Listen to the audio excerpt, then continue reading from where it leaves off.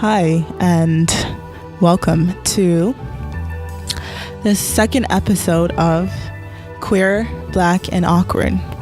I'm your host, Orion, and basically this podcast is going to be where I interview different people from the LGBT community and just ask them a bunch of questions and just have like a chill conversation where you guys can hang out and hopefully learn something, a thing or two. So today in this episode, we have Keevan. So you can introduce yourself. Good evening, Chocolate City. Hi, my name's Keevan. I am a guest on the second episode. I am from the Toronto area. I like long walks on the beach, and I'm single. Hit me up.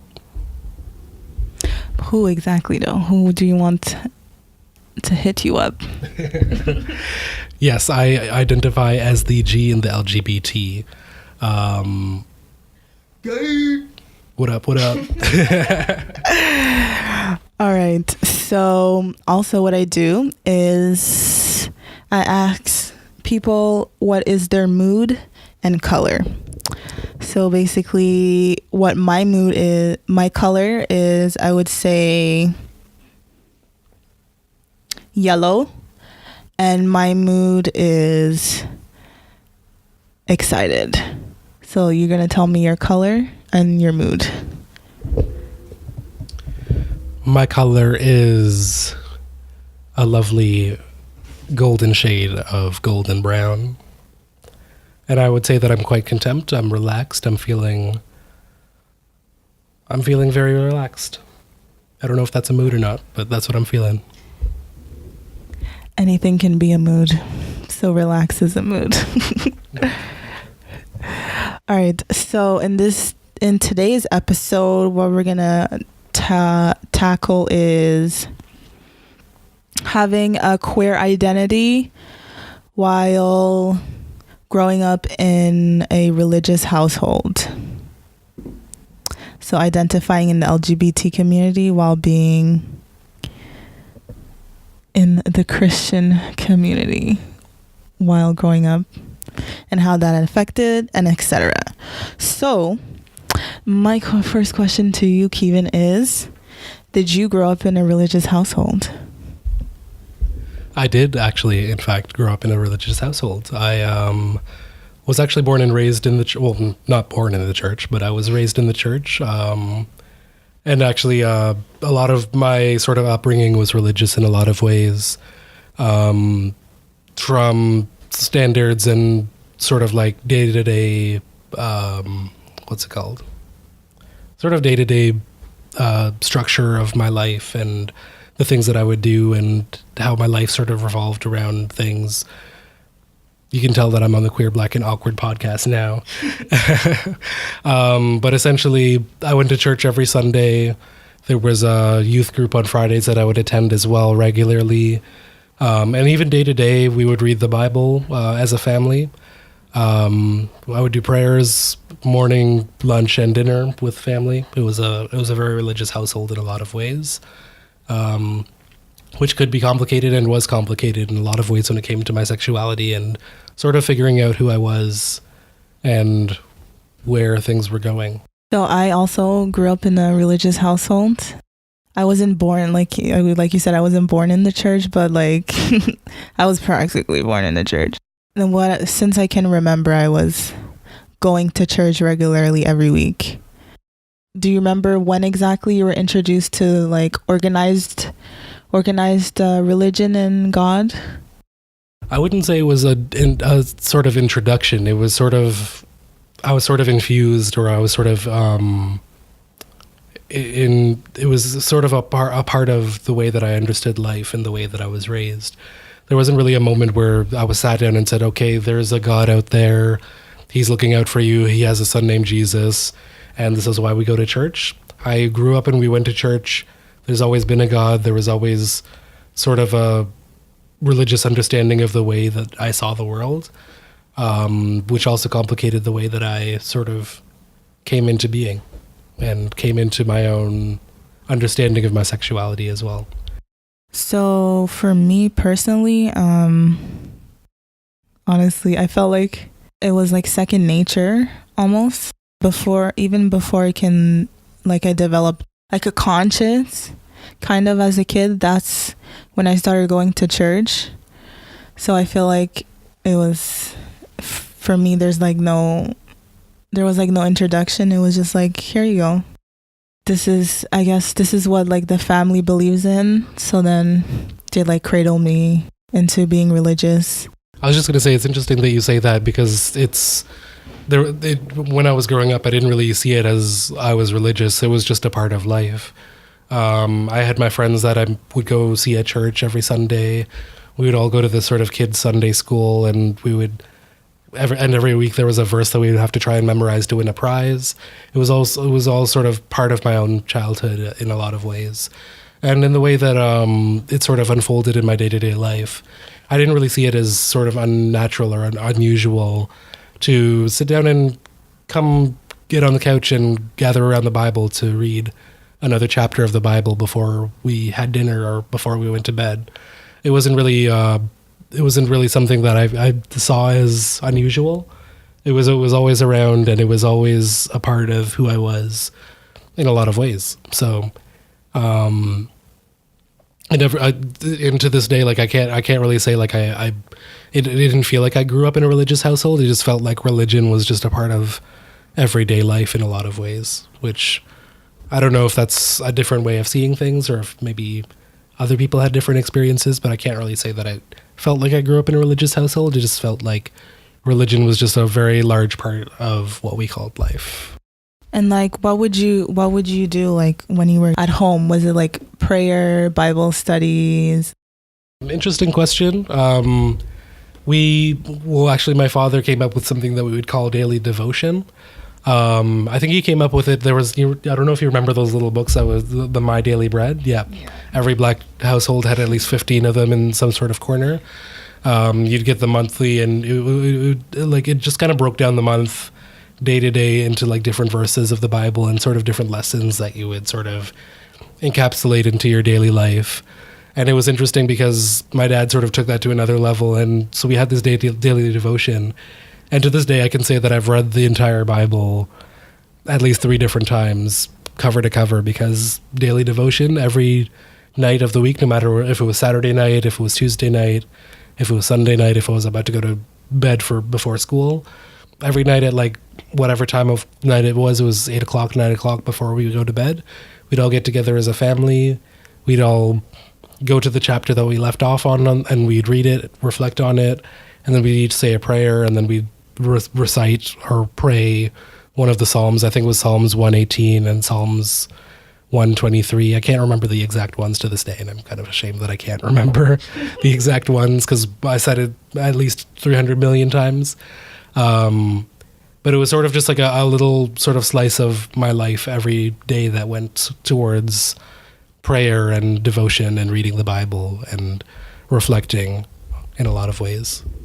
As you were growing up, around like maybe in your house or in church, did you come across any negative connotation or anyone that said anything negative about the LGBT community? Not really, actually. I shouldn't say not really right off the bat. There were very few moments where I felt, or I can't even say that I felt, because as a child I didn't really have any concept of sexuality in the sense of it being a part of my identity.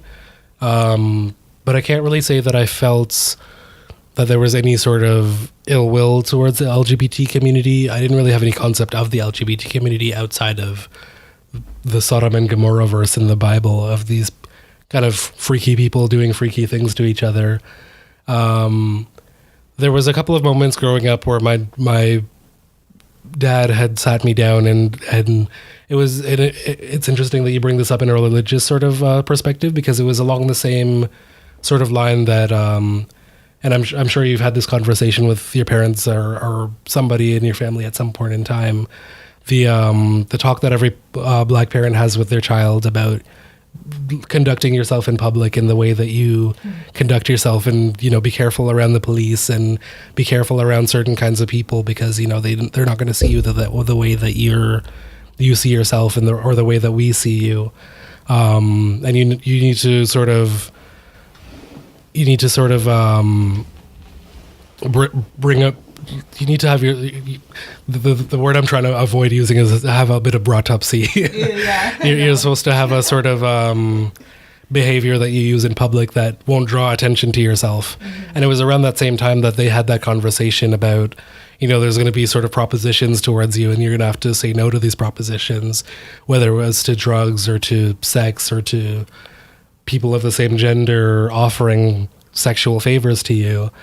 It was just interesting that all of those things sort of happened in that same conversation. As a young black male, that these were things that I had to be wary of. And so it was, and I think that's a large part of what complicated a lot of finding my identity, was having those conversations all sort of in one space. Having that, you know, you need to be careful because being black and being male, the world is going to see you differently, but also be careful because there's going to be gay men that kind of come at you. It was a weird sort of a juxtaposition of two really different ideas and really two different moral sort of concepts at a young age. Did your parents at any time educate you on like sex or sexuality or gender or anything of that nature when you were young? Not in the way that, you know, we would see sort of contemporary education around the LGBT community and the way that we view gender today. My education around gender was about how to, and it wasn't in a bad way or anything like that. It was a way of how to respect people of different genders. Like, for example, as a man, I was taught that, you know, women are more vulnerable. And so, like, say, for example, if I'm walking behind a woman at night, keep your distance because you don't want to look like you're about to assault a woman walking by herself. You know, hold a door open for a woman. Always offer to hold a door open or open a door for a woman. It's just like gender sort of became a way of behavior, like how to behave towards certain people depending on their gender. It wasn't really a conversation about the different kinds of ways of seeing gender, because that wasn't really a concept that we had back then. Not that it's a dated concept, but, you know, as a person in a black family, it wasn't really something that was of consciousness at the time. And regarding sexuality, there wasn't really any education in terms of the LGBT community at all, other than it being other and it being sort of sinful. And it wasn't really a conversation that was had. It was just sort of, you know, we read the Sodom and Gomorrah verse, you know what it is, we're not going to talk about it. In terms of sexuality, I had the birds and the bees talk just like everybody else. And then I had a slightly altered version of the birds and the bees talk of my dad showing me pictures of different STDs on genitals. And this is what happens if you don't have sex after or before marriage. Or, you know what I mean, Black and Awkward podcast, live and untouched. Yeah, for me, my parents didn't give me any talk on anything. In my family, how it goes is just you don't really acknowledge much. you just live, I guess. You just go on with life and you really don't acknowledge anything. So you didn't have the birds and the bees talk at all? You didn't have any... So like when you had the sex education in school, how did that sort of go down in the household? When I had the sex education, I ran home to my parents and I was just like, they taught me that the penis goes into the vagina and that the penis needs a condom. Like, I tried to explain to them, like, I don't really understand what, like, the concept of having sex and making babies and protection. And then they wouldn't elaborate. They were just like, oh, you're too young. It's like, it was like a taboo subject. So it was like it's not something that was never discussed in the household, sadly. You were just always too young. It never came up at all. That's very unfortunate. Yeah, so I was like a very clueless and naive child, you can say, when I was young. I had no idea of the world or anything because my parents would not tell me a thing. So when it came to like sex, sexuality, and gender, all I knew is from what the Bible told me, and that's what I gathered. And what the pastors would say and preach about sexuality, they would just say that marriage is between a man and a woman, and God created Adam and Eve, and women are made to procreate, and men are meant to live their lives. That's what I gathered from religion. What am I saying? That's what I gathered from sex and sexuality and gender. How did it make you feel like at the time when you heard, for example, when they were talking about Genesis? So like when they're like, okay, in the beginning, God created Adam and Eve, and the whole story. Basically, I'm not gonna sit up here and tell it, but yeah. I sort of had an interesting concept when it came, well, not concept, but sort of interesting understanding of the sort of Genesis story. Actually, it's probably not interesting at all. I'm sure a lot of people have the same sort of mentality. I know I can't even say traditionally, but I know some people have this idea that, man was created and then woman was created for a man. But the way that it was explained to me by my parents or by my mother or father or whoever, I don't remember who explained it to me, but the initial understanding of it was that because the woman was made from the rib of man, that man was just as equal as women because, women was from us and we were from women. Like, women give birth to men and, like every person has a mother, and the original mother came from man. So like we're all part of each other and we're all equal, which is interesting because I know a lot of people sort of have this idea of, the Bible saying that women are sort of there for procreation and there for men's, fulfillment or subservience. But I've always seen it as sort of like a dependence. Like we couldn't have men without women and we couldn't have women without men. God created us in his image, so we're equal in that sense. It was never really gendered in the way that a lot of people gender the Bible. So yeah, that was my understanding of the Genesis story in terms of gender. Like moving further along now into like your discovery of yourself and your personality and the little quirks that you get to know when you start developing that acne in your teenager, that lovely adolescent time. So when you started to discover your sexuality and who you are, did your view of religion change when you started to develop or when you started to know who you were? My sort of view of religion was complicated in a lot of other ways before that sort of, I guess, puberty kick in of physical changes and emotional changes and, I guess, emotional, not sort of emotional, I guess, mental changes in the way that I sort of view the world and view myself. I guess if it's okay if I tell the story. Essentially, my view of religion was sort of confounded by an event that happened in my church. Essentially, from what I understand it, I was very young at the time, but there was three pastors at our church, and there was one pastor that he originally started out as like a guest pastor. He was sort of traveling church to church to sort of get more experience as a pastor and gain a little bit more experience in his ministry and sort of find a place to call home. And he ended up sticking around at this particular church that we used to go to for quite a long time, to the dismay of some members of the church, actually, which to this day I'm still trying to understand. And at one point, the head pastor, or the lead pastor, or the main pastor for the church, I think I don't know if he'd grown tired or maybe he was jealous of the popularity that this particular pastor had within the community. But at one point, the older pastor, or the original pastor, whatever you want to call him, let's call him the OG, he actually wanted him to leave. And so there was this big controversy that divided the entire church over whether this pastor should leave on to another ministry or find another church or not.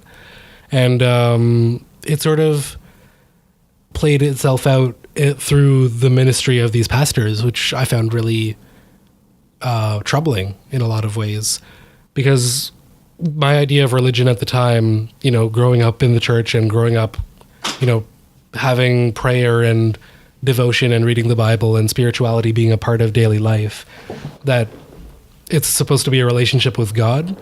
But then with this whole event in the church happening, and there was I can even remember a particular minister's sermon one Sunday where he tailored his sermon to sort of call out the other pastor and to sort of suggest that this pastor was in the wrong in doing what he was doing, when all he was doing was ministering and doing God's calling in being a pastor, because at the end of the day, it is God's calling for people to be a pastor. And I found it very troubling that somebody who dedicated their lives to sort of ministering to people would use that ministry to influence somebody or to influence a group of people to make a decision about something other than anything that had to do with their relationship with Christ or their relationship with religion or anything like that. And so, and this happened around the same time that I actually met a mutual friend of ours who led to me being on this podcast. So in a lot of ways, it sort of complicated my view of religion and what religion was and what my relationship with God was. And that's sort of the beginning of I don't want to call it the downfall of me going to church, or the spiral of me falling out of the sort of religious circle or the religious bubble. Not that I fell out of it in any sort of way that suggests that I'm not religious to this day. I am religious in a lot of ways, but I guess the correct way to phrase it would be to say that I'm spiritual. Mm-hmm. But to answer your question in a very long-winded way, my sort of coming into adulthood and coming into puberty didn't really have as much of an effect on my view of religion as it might have for other people or for yourself, simply because of that particular event or that series of events that happened in the church that complicated my views on religion in general. And I'm sure at the church it can complicate a lot of people's views of religion or spirituality or just those ministers in general. So long story short, kind of. Well, for me, I didn't like it from like the get-go. You never liked going to church at all? No. Honestly, I can barely remember church because all I would do when I got there is sleep. That would be like my favorite part of church, is sleeping.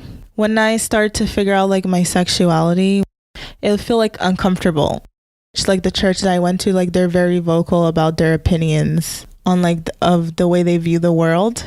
So like if a current event happened, so around that time, gay marriage was starting to become legal in the United States. Like certain states were starting to legalize gay marriage, and the pastor was very vocal about his opinion. And I remember that day I was in church and he was expressing his feelings on how satanic the world has become, and then God is coming soon, and we're living in the last days.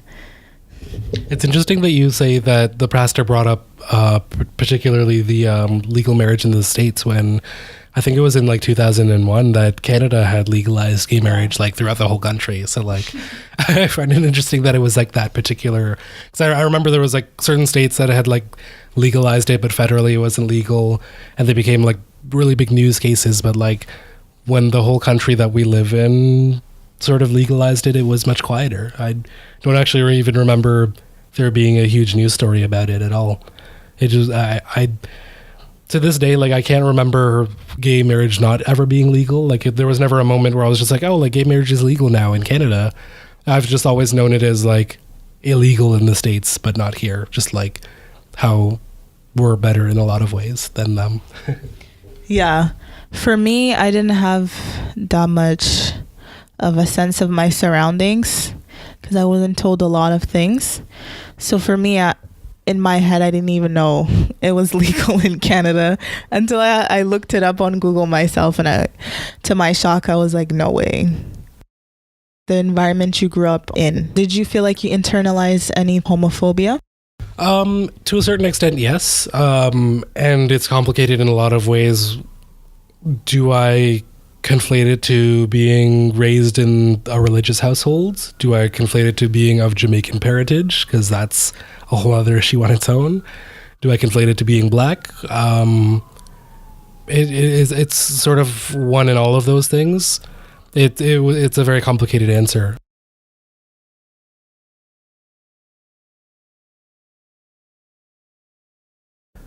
I don't want to call it a homophobia just because there was never, on my end of things, like there was always that sort of indoctrination of this is wrong and this is why we do this, from a religious perspective and a cultural perspective.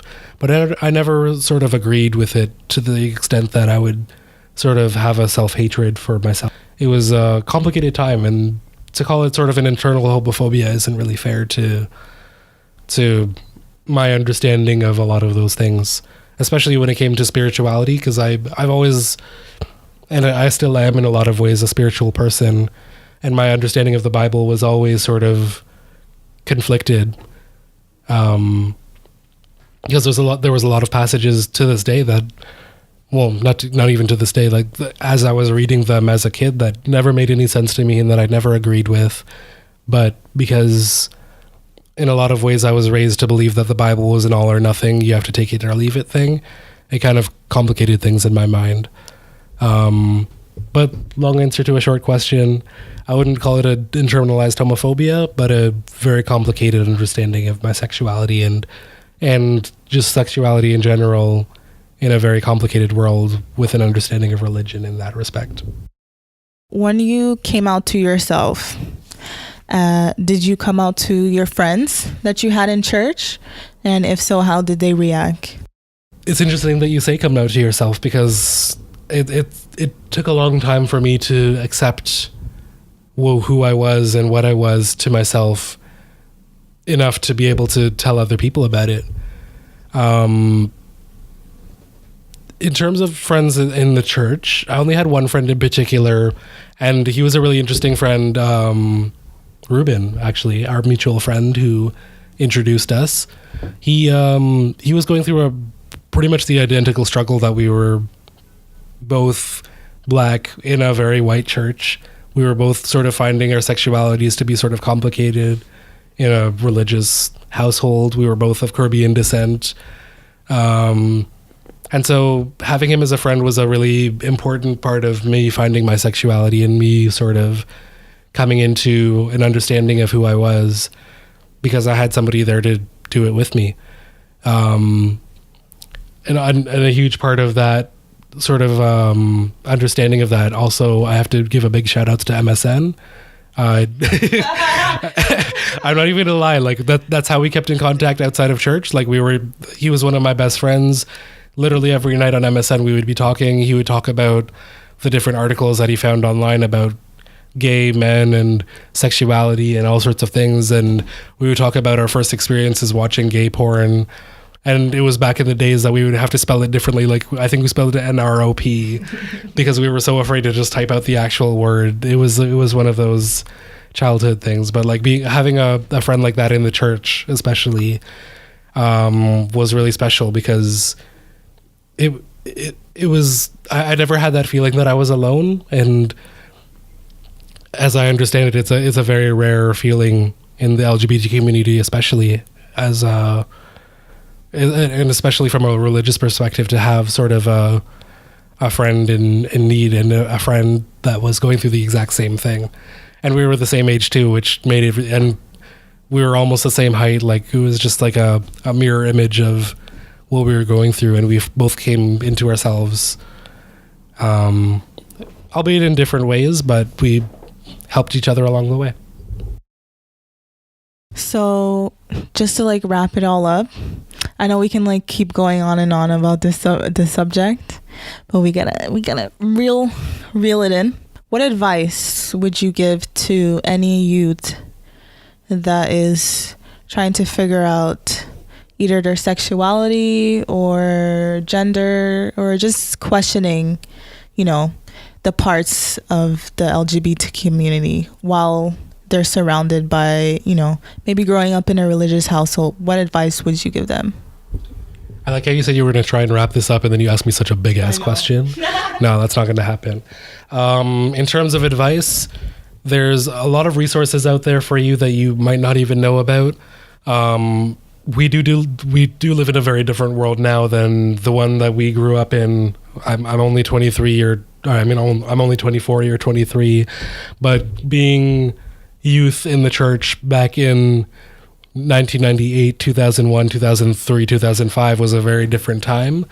There wasn't as many resources, and there wasn't as much knowledge about the LGBT community, and there wasn't as much information, and we definitely did not have as much access to the internet that we do now. The biggest thing that I can say is that you have to understand yourself as a work in progress.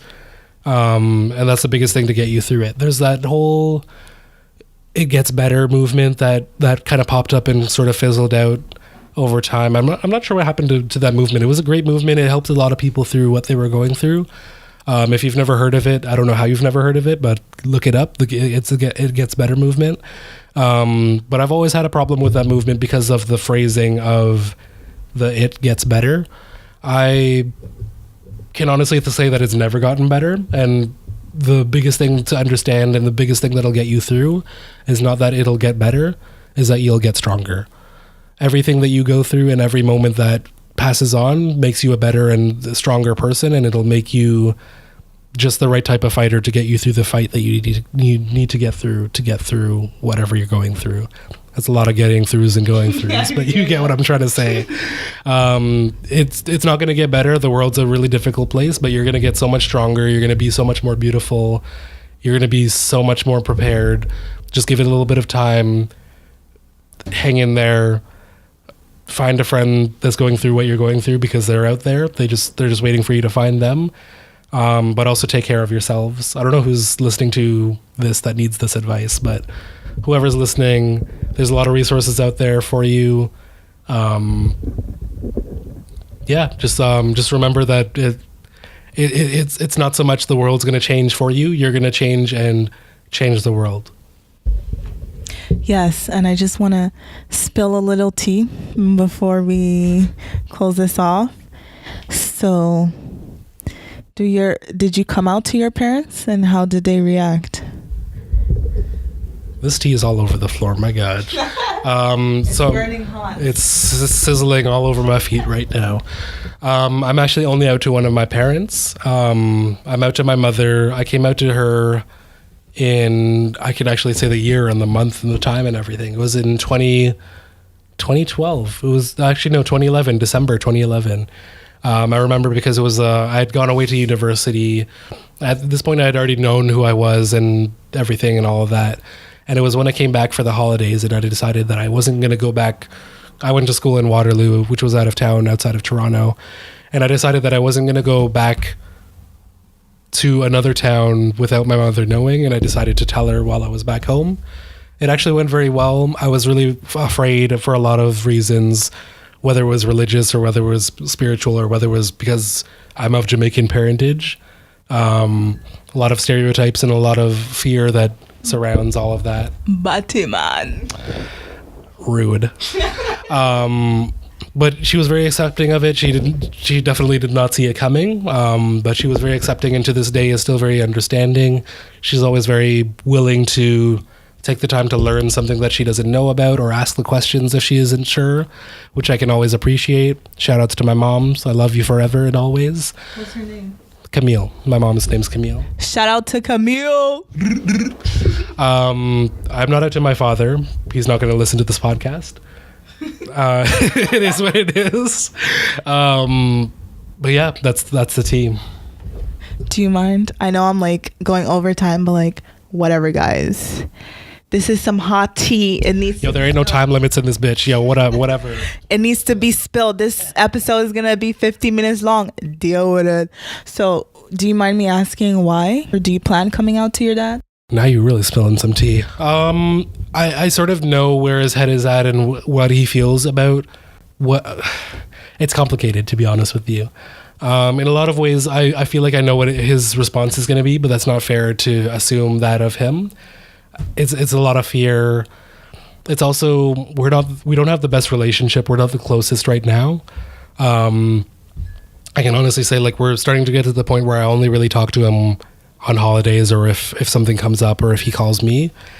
And it doesn't really have to do with my sexuality. It's not because of my sexuality that's just pushing me away from him, or me separating myself from him, or anything like that. It's just the way that I was raised and the way that he raised me. It didn't really conduce myself to maintaining a healthy relationship with him, which is kind of unfortunate. Do I plan on telling him? I'm not sure.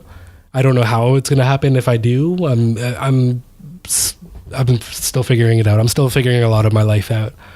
But I can say that if I do tell him, it's going to be for the right reasons, and whether our relationship maintains after the fact, I know that it's going to be on my terms, which is why I haven't told him yet. It's so hot. I'm like, listen, if you're going to spill any more tea, just tell me right now, because I need to be mentally prepared for all of it. No, that's all. I can spill more, but this is, maybe I can invite you on another episode if you're willing to. I would love to be on another episode of Queer, Black, and Awkward, because I am all of those things. And there's a lot of things that I can talk about, especially not religious. We're going to do this segment. This segment is called Queer Awkward Moments. And you're going to tell me an awkward moment that has happened to you in your life.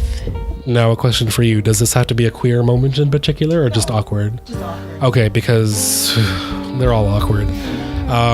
So I work in the restaurant industry. I'm a server and a bartender. About a week ago, last Saturday, I had somebody and it was a Saturday. I was busy. It was a very crazy Saturday dinner rush. I had somebody have a heart attack in my section during a 13-year-old girl's birthday party. I'm pretty sure he died. I'm not sure what happened. He got carted off in the ambulance and everything. I did nothing to console this family at all whatsoever about anything that happened. When everything was going down, my manager was taking care of it. Shout outs to him, God bless him. I can honestly say I did not touch that room. I did not show my face anywhere near that situation. I don't know if that dude that had the heart attack even knew or even saw me at all. Like, I was not even around the situation. It got to the point that, like, the ambulance had gone and taken them off, and they were kind of just waiting there, like, do we have dinner still? And I just, like, I did not touch it. It got to the point where, like, my manager had to be like, yo, like, they're waiting to have their order taken. Like, you have to go in there. So it was a pretty awkward situation. And to continue the dinner service, like, to get their drink orders and to get the dinner going and their appetizers and all of that, knowing that their family member had just been taken off in the hospital and was either dead or dying or something, it was kind of awkward. I didn't handle it the best, but, you know, it is what it is. Got to get this money. You know, I was busy. But yeah, it was one of those things. That is my awkward situation for the week. I'm pretty sure that tops every other thing that I was awkward in. But I'm queer, black, and awkward, so, you know, I'll have something for you next week probably. It's a life situation. For me, an awkward moment that has happened to me is I was in this organization in church called the Pathfinders. Basically, it's like cadets, but you just add God to it. So I went to a Christian camp in North Carolina, and we were camping outdoors. So, like, basically you had to go to the toilet in a porta potty. So, and you're there for a week, and I avoided taking a shit the whole week because I was like, I can pee, it's fine. But I'm not gonna take a shit in a porta potty. But, like, by the end of the week, I couldn't. I'm sorry, you did not take a shit for a week? What the hell is wrong with you? Oh my God. Yeah, but, like, So it dwindled down to like almost the end of the week, and I couldn't like hold it in anymore. So I like rushed to the porta potties and I took a shit, and then it was like so mushy that it like stuck to, I know this is graphic, but like you understand. I'm like trying to paint a picture here. It's it stuck to like my ass cheek, and I thought I wiped my butthole like pretty clean. So I got out, and then wherever I went, it smelled like shit. I'm like, why does this smell like shit, you know? Like, why does the outdoor smell like shit? Like, did they put fertilizer in the grass already? And I walked around, and then I went in the tent. Like, I walked around, and then the people who surrounded me, they're like having the same comments, or just like, whoa, why does it smell like shit so much? I'm just like, I'm asking the same questions. I don't understand. And then I went in the tent, and then it still smelled like shit. So I'm like, oh no. And then I checked my pants, and then there was like some shit left in my pants. So I walked around the camp smelling like shit, and then I'm pretty sure everyone noticed that it was me, and that was quite embarrassing.